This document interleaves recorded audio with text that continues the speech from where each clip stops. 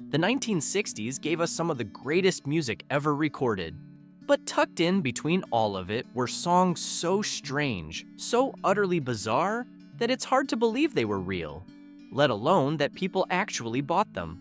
These are 10 songs from the 1960s, so weird you'll swear they can't be real. Number 10, Itsy Bitsy Teeny Weeny Yellow Polka Dot Bikini by Brian Hyland. She was afraid to come out of the locker. Brian Hyland was 16 years old when he recorded Itsy Bitsy Teeny Weeny Yellow Polka Dot Bikini in 1960. The song was written by Paul Vance and Lee Pockris and told the story of a girl too embarrassed to come out from under her beach blanket in her new bikini. The story unfolds in 3 stages. She's afraid to leave the locker room, then afraid to leave her blanket, then afraid to get out of the water. And the whole thing is narrated with the cheerful mockery of a carnival barker. It was, by any measure, a silly song. And it was an enormous hit. Released in the summer of 1960, it went to number 1 on the Billboard Hot 100 on August 8th of that year and sold over 1 million copies in the United States alone. It was one of the best-selling singles of 1960 and stayed on the chart for 13 weeks. The timing was not accidental. The bikini itself was still a deeply controversial garment in America in 1960. It had been designed by French engineer Louis Réard and introduced in Paris in 1946, named after the Bikini Atoll nuclear test site. But it had faced enormous resistance in the United States, where it was banned from most public beaches and beauty pageants well into the 1950s. Now she's afraid to come out of the water. The song arrived just as attitudes were beginning to shift, and in its own breezy way, it helped push them along, making the whole debate seem faintly ridiculous. Vance and Pockris, the songwriters, had written the song imagining a real type of person they felt they'd seen at every beach, someone mortified by the gap between their private and public self. They shopped it around before Hyland. Then an almost entirely unknown teenager from Roosevelt, New York, was brought in to record it. Hyland himself went on to have other hits through the 1960s, but this remained the song most people remembered. A re-recording by Bombalurina reached number 1 in the UK in 1990, 30 years after the original, proving that some songs simply refuse to age out of the culture. Guess there isn't any more. Number 9, Mr. Custer by Larry Verne. That famous day in history, the men of the 7th Cavalry. Larry Verne was working in a Hollywood photography studio in 1960 when 3 songwriters across the hall knocked on his door. Fred Darien, Al DeLory, and Joseph Van Winkle had written a comedic song about a cowardly soldier pleading with General George Armstrong Custer not to send him into the Battle of Little Bighorn. They needed someone with the right voice to record it. Verne had a thick southern drawl, and when they heard him talking, that was enough. Hi, Mr. Custer. You mind if I be excused the rest after? He recorded Mr. Custer for Era Records, and it reached number 1 on the Billboard Hot 100 on October 10th, 1960, where it sat for 1 week and sold over 1 million copies. Verne, who had never previously appeared on the charts, had a gold record on his first try. Not because he was a musician or a singer by trade, but because 3 songwriters across a hallway had liked the way he talked. The song narrated the thoughts of a terrified soldier at the back of the 7th Cavalry, hoping desperately not to be sent forward into battle. The men of the 7th Cavalry as they rode on. The entire performance was spoken rather than sung, with Verne delivering his lines in a panicky whine over a cartoon western arrangement. It was absurd by design, but it beat out Sam Cooke's Chain Gang for the number 1 spot that October, a fact that puzzled music journalists at the time, and still puzzles people who look it up today. The song had no natural follow-up. The premise was a one-time joke, tied to a specific historical battle. Verne recorded a series of novelty singles in the same style. There's a redskin waiting out there. Mr. Livingston, later in 1960, Abdul's Party in 1961, but the novelty wore off.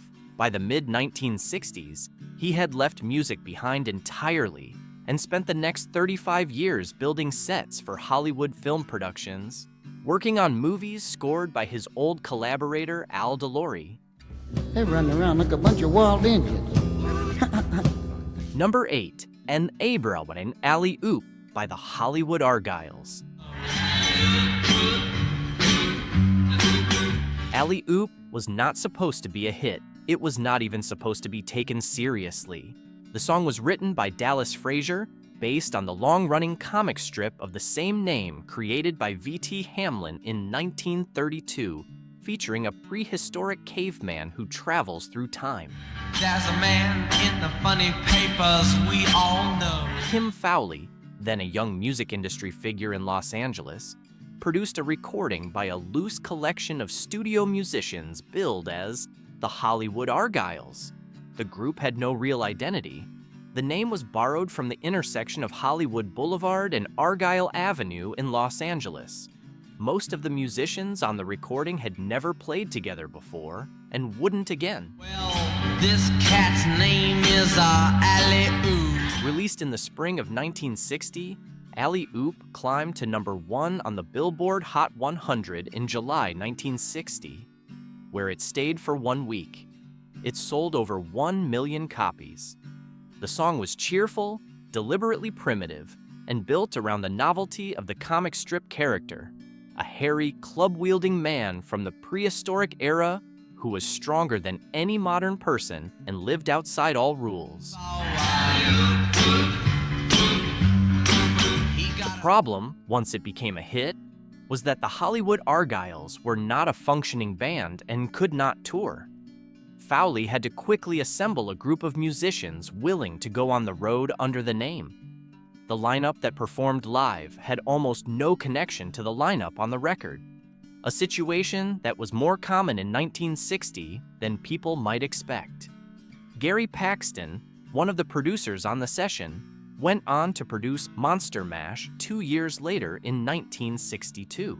Wearing clothes from a wildcat's hide. The spirit of that song, a comedic novelty built around a famous pop culture creature, owed something to what Fowley and Paxton had pulled off with Alley Oop.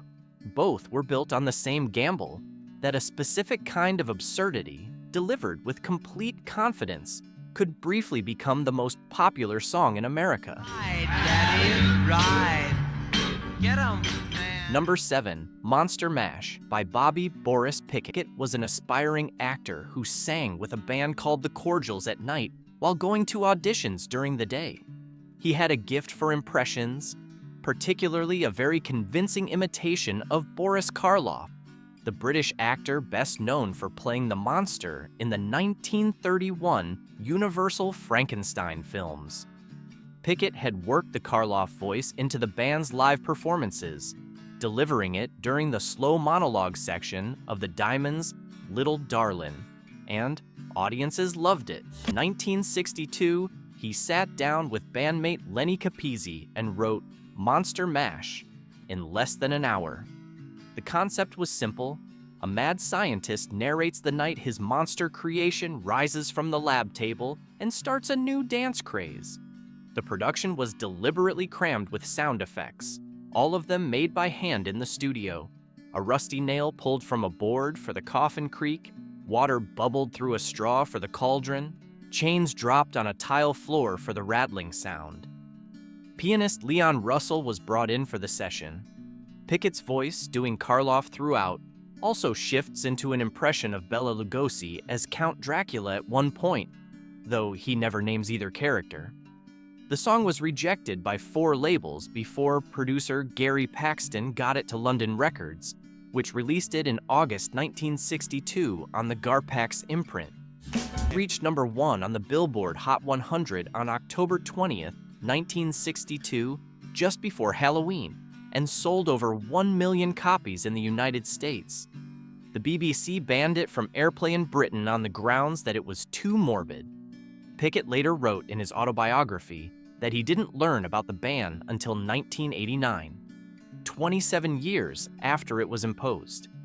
The ban held until 1973, when the song was re-released in the UK and reached number 3.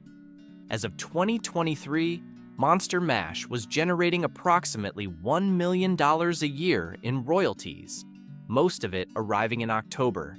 It has appeared on the Billboard Hot 100 chart in 3 separate decades. When you get to my door, tell them Boris sent you. Number 6, Surfin' Bird by the Trashmen. The Trashmen were a garage band from Minneapolis, Minnesota, about as far from the surf culture of Southern California as you could get.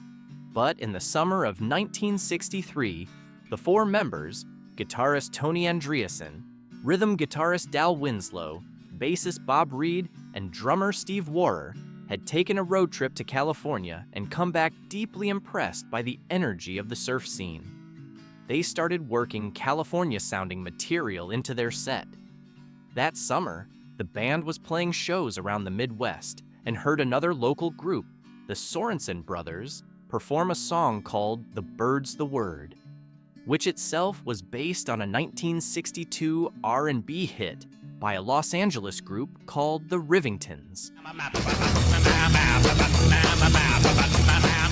At a gig one night at Chubb's Ballroom in Minneapolis, Warrer stopped playing drums during the middle of the song and improvised something entirely new, a raw, chaotic vocal break that was half scat, half primordial scream, half something that had never been done before. The crowd went wild.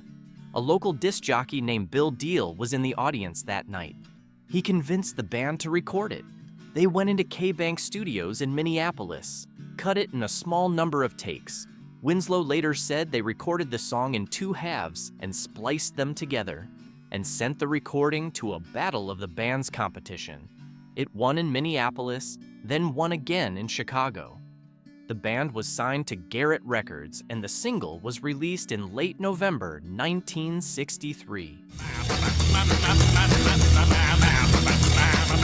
Surfin' Bird reached number 4 on the Billboard Hot 100 on January 25, 1964, and sold over 1 million copies.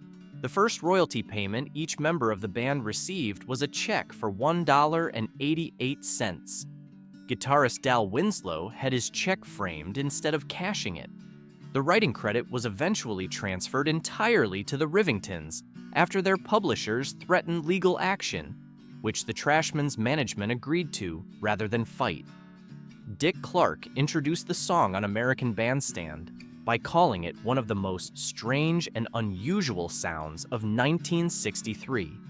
He was right, and the performance is still worth looking up. Number 5, Dominique by the Singing Nun.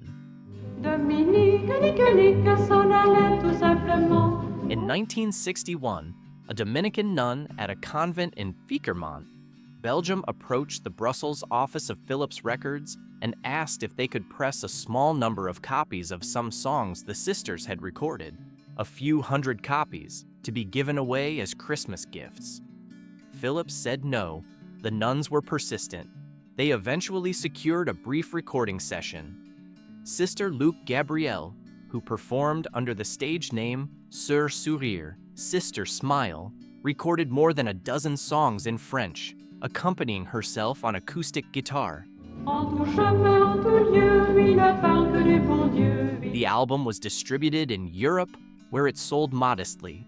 Then Philips released Dominique as a standalone single, a cheerful, bouncing French-language song about Saint Dominic, founder of the Dominican Order.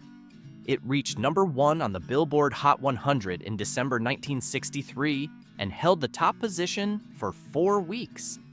The song knocked I'm Leaving It Up to You by Dale and Grace off the top spot and was eventually displaced by There, I've Said It Again by Bobby Vinton.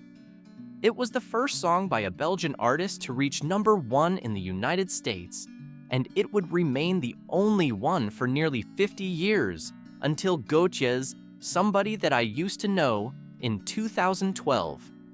The album topped the Billboard Albums chart at the same time, the first occasion on record of a single, and its album hitting number 1 simultaneously.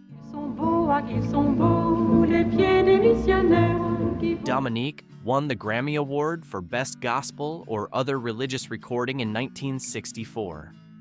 The song's French chorus, Dominique, Nique, Nique, caused considerable amusement among French speakers because the verb in French it echoed was an obscene one. Sister Luke Gabriel said she had been completely unaware of this. The number 1 position was eventually taken by the Beatles' debut American album Meet the Beatles in February 1964, a handoff from one unlikely cultural moment to another. Sister Luke Gabriel eventually left the convent, attempted to continue her recording career, and never had another hit. The Belgian government pursued her for back taxes on the royalties from Dominique, even though most of the money had gone to her record label and her religious order. She died in 1985. Number 4, Little Boxes by Pete Seeger. Little boxes made of ticky-tacky little boxes. In 1962, folk singer and activist Malvina Reynolds was driving south from San Francisco through Daly City, California, with her husband. Through the car window, she watched row after row of identical track houses roll past. Same shape, same color, same size, planted in neat lines across the hills. Reynolds was 60 years old at the time and had spent decades writing politically charged songs. But this particular scene prompted something a little different, a nursery rhyme-style satire so gentle-sounding and so cutting at the same time that it caught people completely off guard. She asked her husband to take the wheel and wrote the song on the drive. And there's doctors and there's lawyers and business. Reynolds called the cheap construction material used in those houses ticky-tacky, a phrase she invented on the spot that became one of the catchphrases of the decade. The song mocked not just the houses, but the lives presumed to be lived inside them.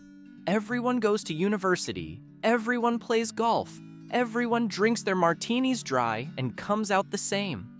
Her friend, Pete Seeger, recorded it in 1963 and released it, and the version became his only charting single, reaching number 70 on the Billboard Hot 100 in January 1964. A professor quoted in Time magazine at the time said, "I've been lecturing my classes about middle-class conformity for a whole semester. Here's a song that says it all in a minute and a half." And they all have pretty children, and the children go. Tom Lehrer reportedly called it the most sanctimonious song ever written, which was itself quoted as widely as the compliments. Reynolds wrote songs for most of her adult life, many of them pointed and political, but Little Boxes was the one that outlasted everything. The word ticky-tacky entered everyday American speech and stayed there. The song was later used as the opening theme for the Showtime television series Weeds, which ran from 2005 to 2012, each episode of the first 3 seasons featuring a different artist covering it. The phrase landed a second life in American culture, more than 40 years after Reynolds invented it on a California highway. Ticky-tacky and they all look just the same. Number 3, Wooly Bully by Sam the Sham and the Pharaohs.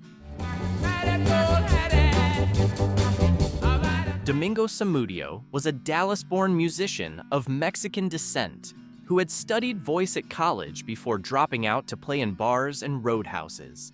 He wore a turban and a pharaoh's robe on stage, drove a hearse to gigs, and called himself Sam the Sham.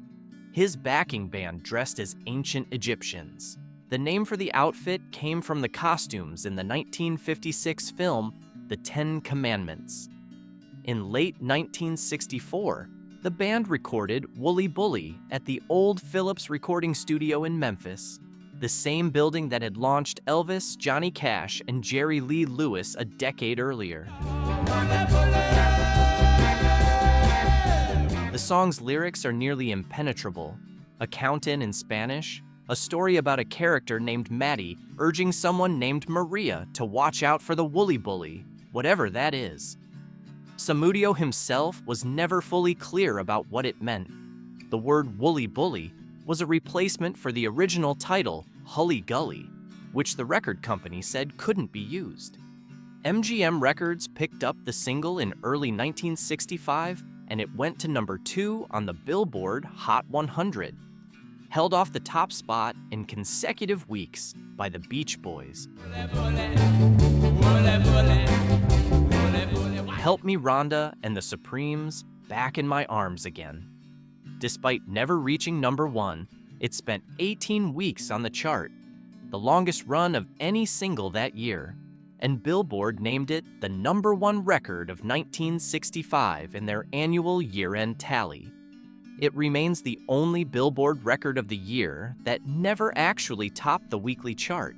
It sold 3 million copies and was the first American single to reach 1 million sales during the British invasion. As Samudio told it, "We kicked the Beatles' butt. Some radio stations banned it because the lyrics were too difficult to understand.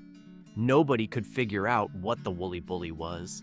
Samudio never fully cleared it up. The Grammy Hall of Fame inducted the song in 2009.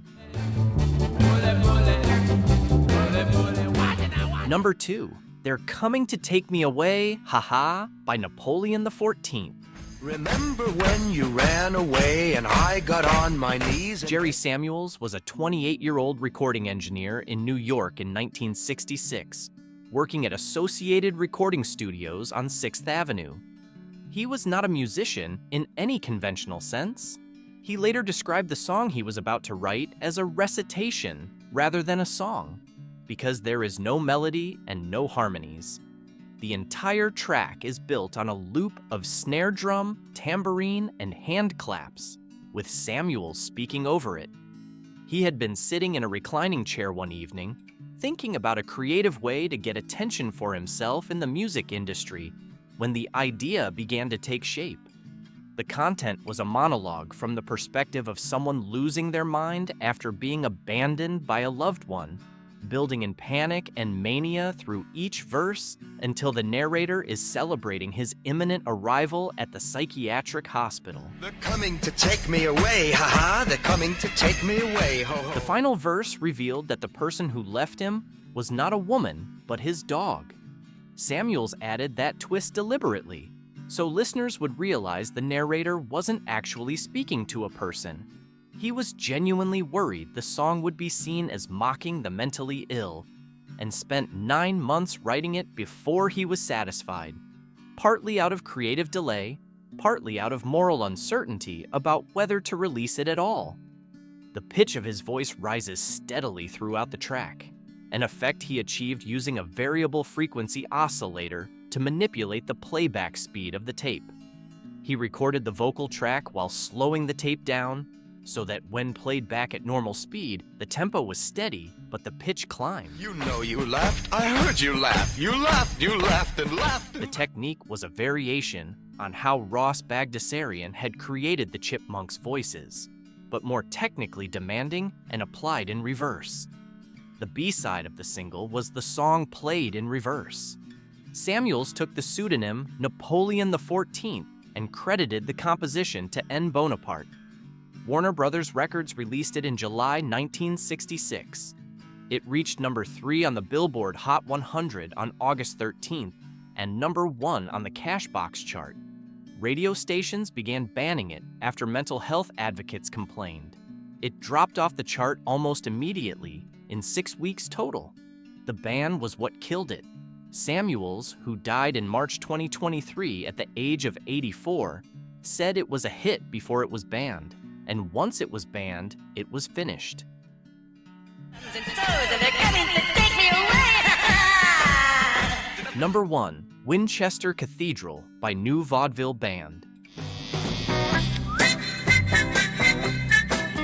In 1966, one of the most unusual songs ever to top the American charts arrived without any warning from a songwriter who was mostly just amusing himself. Jeff Stevens was a London-based songwriter and record producer who had already written genuine hits for other artists, including The Crying Game for Dave Barry in 1964. But he had a separate obsession with British music hall, the brassy, theatrical style of entertainment that had packed Victorian pubs and variety theaters around the turn of the century, long before radio and records changed everything. You could have done something. The style was characterized by bouncy rhythms, melodramatic vocals, and the use of a megaphone, the forerunner of the microphone, which gave singing a distinctive tinny nasal quality. Stevens said he was inspired to write Winchester Cathedral by a photograph of the English cathedral that was hanging on his wall calendar. He wrote and produced the recording using a group of session musicians gathered specifically for the occasion, and had singer John Carter perform the lead vocal through his cupped hands to simulate the sound of a megaphone. The New Vaudeville Band, as the project was called, was not a band. It was a name on a label. Winchester Cathedral reached number 1 on the Billboard Hot 100 in December 1966. Not everyone knows just how much. It knocked You Keep Me Hangin' On by the Supremes off the top spot, was briefly displaced by the Beach Boys' Good Vibrations, then reclaimed number 1 for 2 more weeks. It spent a total of 3 non-consecutive weeks at the top of the chart. By the time the Monkees' I'm a Believer finally pushed it aside for good, it had become one of the year's defining hits. The New Vaudeville Band was not a real band when the song was released. Stevens had to quickly form one so they could tour. Future Led Zeppelin manager Peter Grant took over their management and booked them relentlessly. At the 1967 Grammy Awards, Winchester Cathedral won Best Contemporary Rock and Roll Recording, beating Eleanor Rigby by the Beatles and Good Vibrations by the Beach Boys. Global sales of the single exceeded 3 million copies. Stevens said he was inspired to write it after staring at a photograph of Winchester Cathedral on a wall calendar.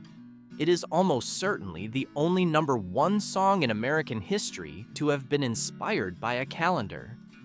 The 1960s had a strange double identity. On one side, there were songs that changed the world. On the other, there were songs about prehistoric cavemen and runaway dogs and cowardly soldiers.